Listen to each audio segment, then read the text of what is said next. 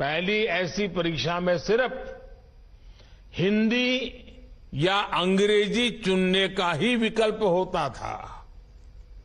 अब मातृभाषा का मान बढ़ा है।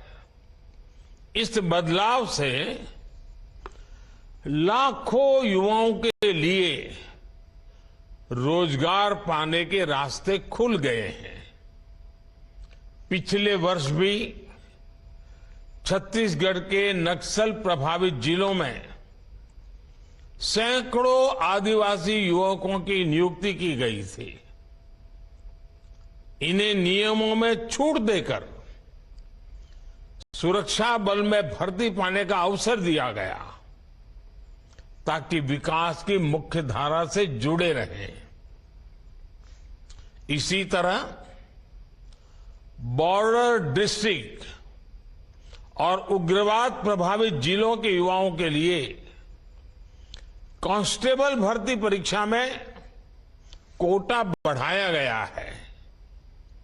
सरकार के प्रयासों से अर्धसैनिक बलों को लगातार मजबूती मिल रही है।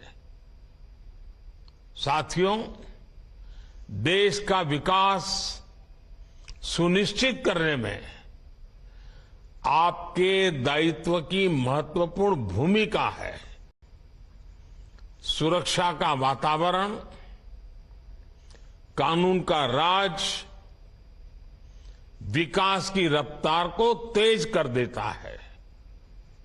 आप यूपी का उदाहरण ले सकते हैं। कभी यूपी विकास के मामले में बहुत पीछे था और अपराध के मामले में बहुत आगे, लेकिन अब कानून का राज स्थापित होने से यूपी विकास की नई ऊंचाई छू रहा है। कभी गुंडों माफिया की दहशत में रहने वाले उत्तर प्रदेश में आज भयमुक्त समाज की स्थापना हो रही है। कानून व्यवस्था का ऐसा शासन लोगों में विश्वास पैदा करता है और जब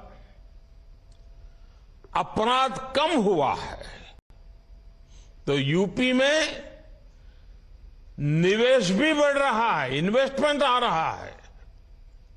इसके उलट हम ये भी देखते हैं कि जिन राज्यों में अपराध चरम पर है वहां निवेश भी उतना ही कम हो रहा है।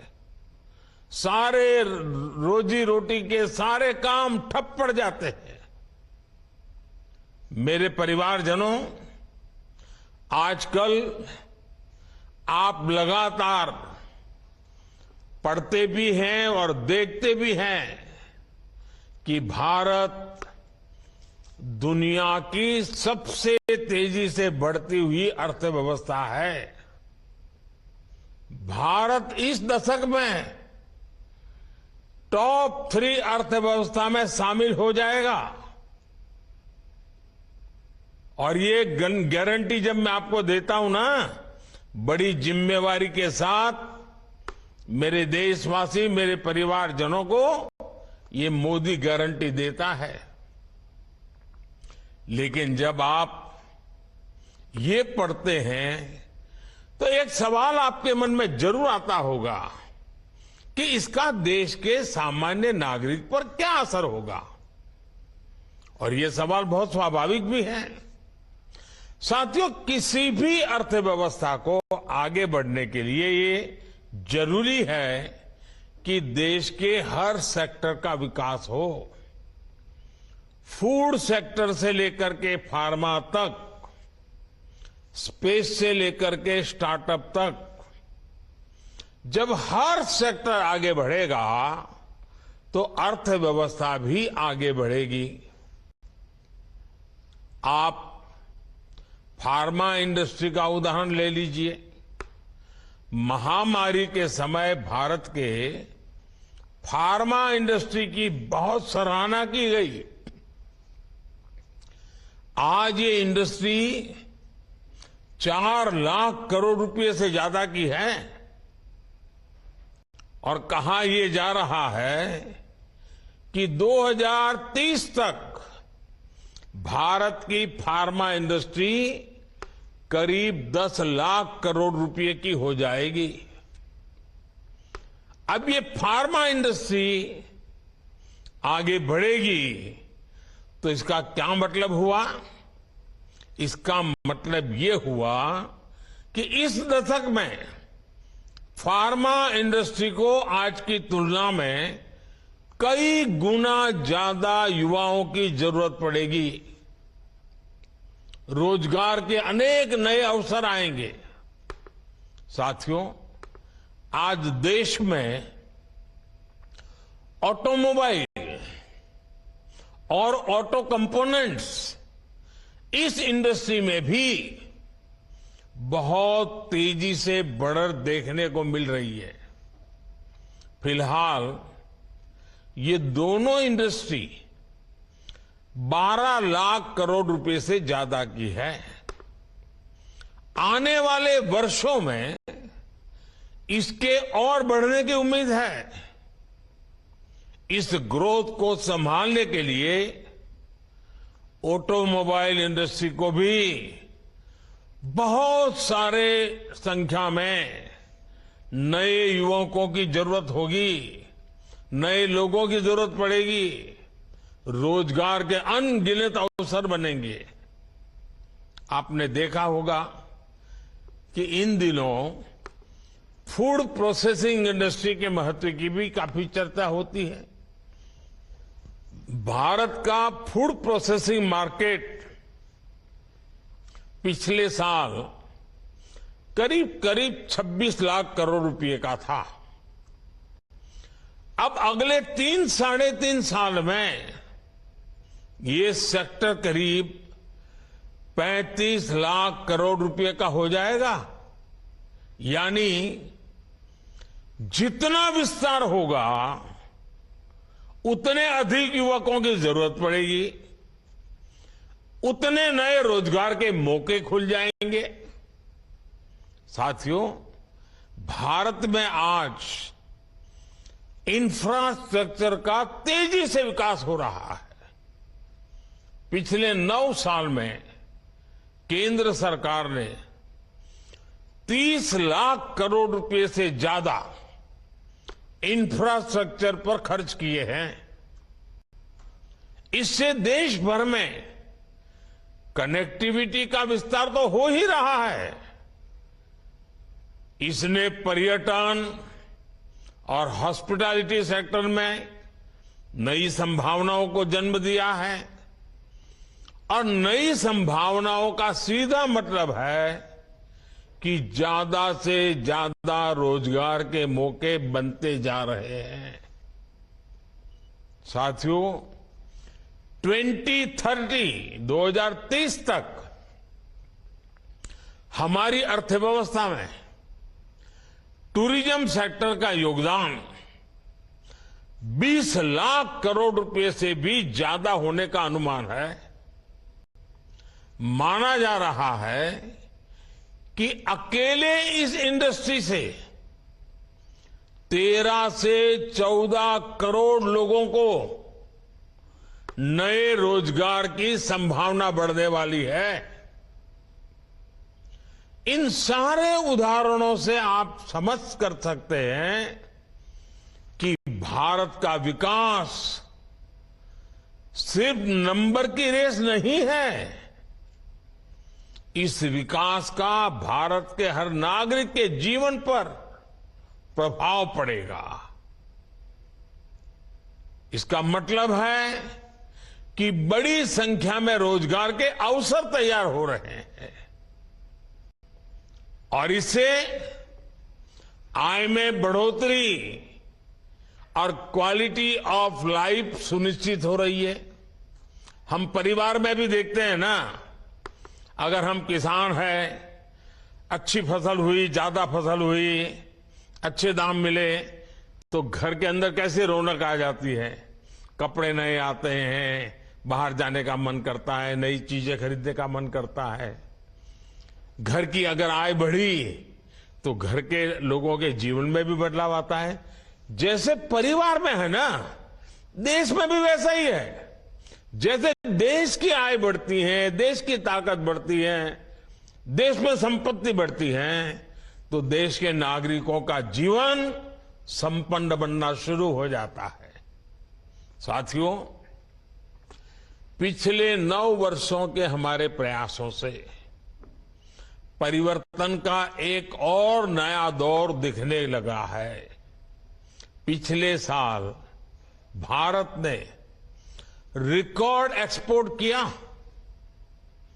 ये संकेत है कि दुनिया भर के बाजारों में भारतीय सामानों की डिमांड लगातार बढ़ रही है। इसका मतलब है कि हमारा प्रोडक्शन भी बढ़ा है और प्रोडक्शन के लिए जो नए नौजवान लगे उसके कारण रोजगार भी बढ़ा है और स्वाभाविक है इसके कारण परिवार की आय भी बढ़ रही है। आज भारत दुनिया का दूसरा सबसे बड़ा मोबाइल फोन निर्माता देश है।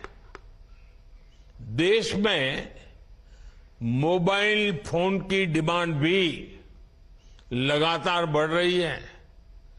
सरकार के प्रयासों ने मोबाइल मैन्युफैक्चरिंग को भी कई गुना बढ़ा दिया है। अब देश मोबाइल से आगे बढ़कर दूसरे इलेक्ट्रॉनिक गैजेट्स पर भी फोकस कर रहा है। आईटी हार्डवेयर प्रोडक्शन के लिए क्षेत्र में हम वैसी ही सफलता दोहराने वाले हैं जैसी मोबाइल के क्षेत्र में हासिल की है। वो दिन दूर नहीं होगा जब मोबाइल की तरह ही भारत में बने एक से बढ़कर एक लैपटॉप, टैबलेट और पर्सनल कंप्यूटर दुनिया में हमारी शान बढ़ाएंगे। वोकल फॉर लोकल के मंत्र पर चलते हुए भारत सरकार भी made in India laptop, computer जैसे अनेक प्रोडक्ट्स खरीदने पर जोर दे रही है। इससे मैन्युफैक्चरिंग भी बढ़ी है और युवाओं के लिए रोजगार के नए मौके भी बन रहे हैं। इसलिए मैं फिर कहूंगा, अर्थव्यवस्था के इस पूरे चक्र को संभालने की, इसे सुरक्षा देने की बहुत बड़ी जिम्मेदारी आप सभी, जब ये सुरक्षा कर्मी के रूप में आपका जीवन आरंभ हो रहा है, आपका कार्य आरंभ हो रहा है, तो कितनी जिम्मेवारी आपके सर पर है इसका आप भली भांति अंदाज लगा सकते हैं। मेरे परिवारजनों, 9 साल पहले आज के ही दिन प्रधानमंत्री जन धन योजना लॉन्च की गई थी। इस योजना ने गांव और गरीब के आर्थिक सशक्तिकरण के साथ ही रोजगार निर्माण में भी बहुत बड़ी भूमिका निभाई है। 9 साल पहले देश में बहुत बड़ी संख्या में लोगों के पास बैंक खाता ही नहीं था। बेचारों ने बैंक का दरवाजा नहीं देखा था। लेकिन जनधन योजना के कारण बीते 9 वर्षों में 50 करोड़ से ज्यादा नए बैंक खाते खुल चुके हैं। इस योजना से गांव गरीब तक सरकारी लाभ सीधे पहुंचाने में तो मदद मिली ही है और साथ ही महिलाओं, दलितों, पिछड़ों, आदिवासियों के रोजगार और स्वरोजगार को इससे बहुत बल मिला है। जब गांव गांव में बैंक खाते खुले तो इसके लिए बैंकिंग कॉरेस्पोंडेंट्स के रूप में, बैंक मित्र के रूप में लाखों युवाओं को अवसर मिले। बैंक मित्र हो, बैंक सखी हो, इसके रूप में हमारे हजारों बेटे बेटियों को रोजगार मिला। आज 21 लाख से अधिक युवा साथी बैंकिंग कॉरेस्पोंडेंट, या तो कहें बैंक मित्र या बैंक सखी के रूप में गांव गांव में सेवाएं दे रहे हैं। बड़ी संख्या में डिजिटल सखियां महिलाओं और बुजुर्गों को बैंकिंग सेवा से जोड़ रही है। इसी प्रकार जनधन योजना ने रोजगार और स्वरोजगार के एक बड़े अभियान मुद्रा योजना को बल दिया। इससे महिलाओं सहित उन वर्गों को छोटे छोटे बिजनेस के लिए लोन लेना आसान हुआ जो कभी इसके बारे में सोच भी नहीं सकते थे। इन लोगों के पास बैंकों को देने के लिए कोई गारंटी नहीं होती। ऐसे में सरकार ने खुद उनकी गारंटी ली। मुद्रा योजना से अभी तक 24 लाख करोड़ रुपए से अधिक के लोन दिए जा चुके हैं। इसमें करीब 8 करोड़ साथी ऐसे हैं जिन्होंने पहली बार कोई बिजनेस शुरू किया है, अपना काम शुरू किया है। पीएम स्वनिधि योजना के तहत करीब करीब 43 लाख स्ट्रीट वेंडर्स को, रेहड़ी पटरी वाले जो लोग होते हैं ना हमारे, पहली बार बैंकों से बिना गारंटी का ऋण स्वीकृत हुआ है। मुद्रा और स्वनिधि के लाभार्थियों में बड़ी संख्या में महिलाएं, दलित, पिछड़े और मेरे आदिवासी युवा हैं। जनधन खातों ने गांवों में महिला सेल्फ हेल्प ग्रुप्स को मजबूत बनाने में भी बहुत मदद की है। आजकल तो मैं गांव में जाता हूं, जब महिला सेल्फ हेल्प ग्रुप की बहनों को मिलता हूं तो कई तो उसमें से आके गए मैं तो लखपति दीदी हूं। ये सब इसी से संभव हुआ है। सरकार जो आर्थिक मदद करती है वो महिला सेल्फ हेल्प ग्रुप से जुड़ी महिलाओं के बैंक खातों में अब सीधे जमा होता है।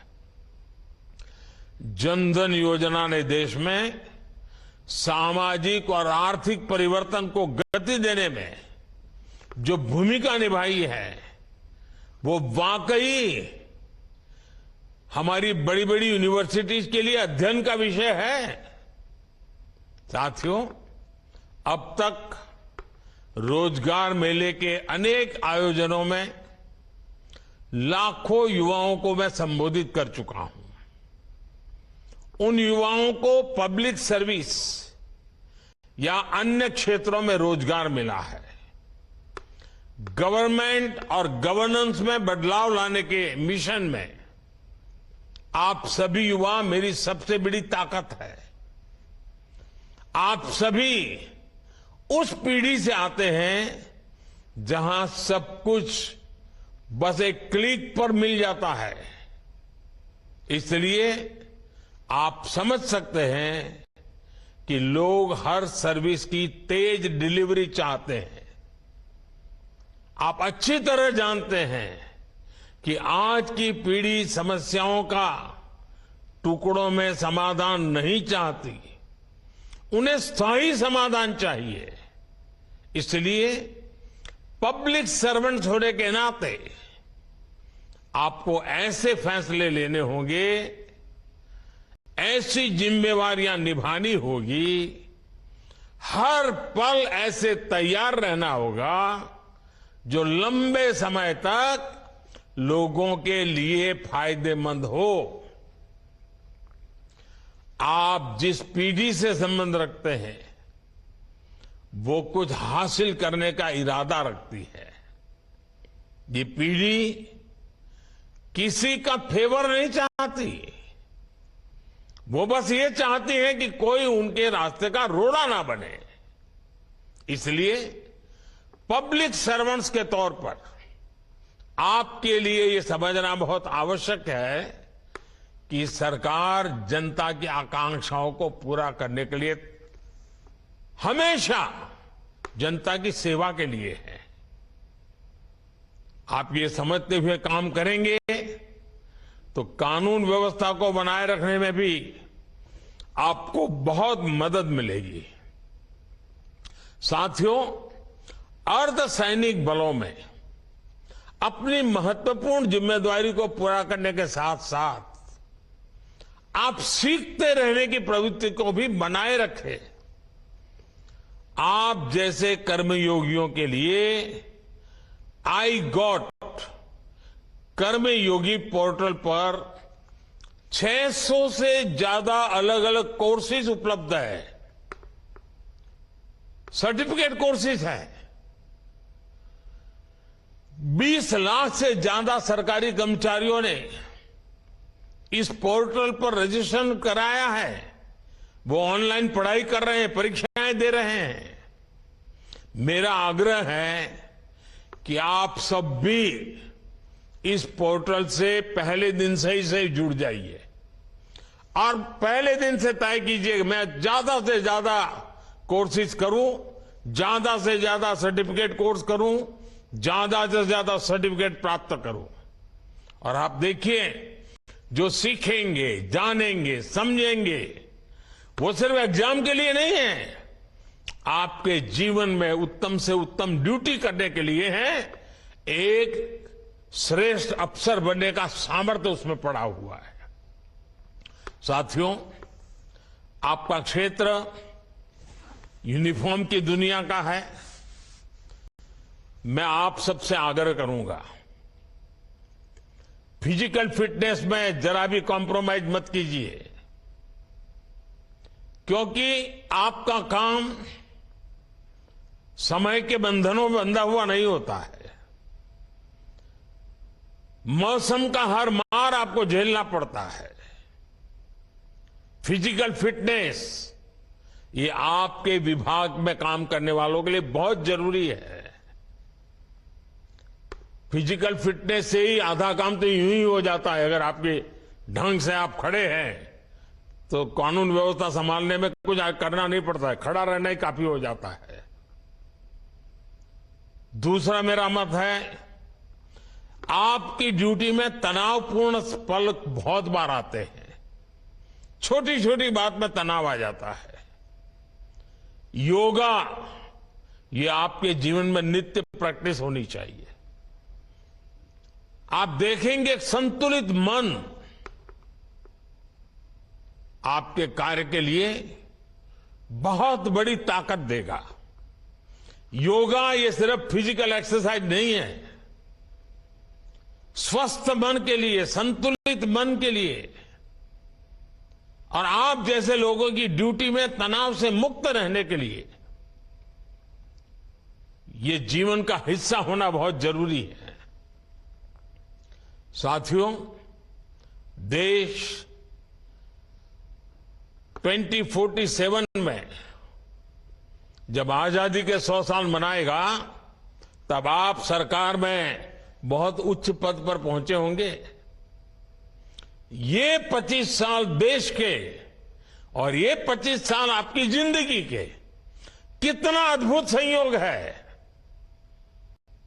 अब मौका आपको नहीं गंवाना है। अपनी पूरी शक्ति, सामर्थ्य, जितना उसका विकास कर सकते हैं करिए, जितना ज्यादा समर्पण कर सकते हैं करिए। जितना ज्यादा जन सामान्य के जीवन के लिए अपने जीवन को खपा दे, आप देखिए जीवन में एक अद्भुत संतोष मिलेगा, एक अद्भुत आनंद मिलेगा और आपके व्यक्तिगत जीवन की सफलता आपको संतोष देगी। मेरी आपको बहुत शुभकामनाएं हैं। आपके परिवारजनों को बहुत बहुत बधाई है। बहुत बहुत धन्यवाद।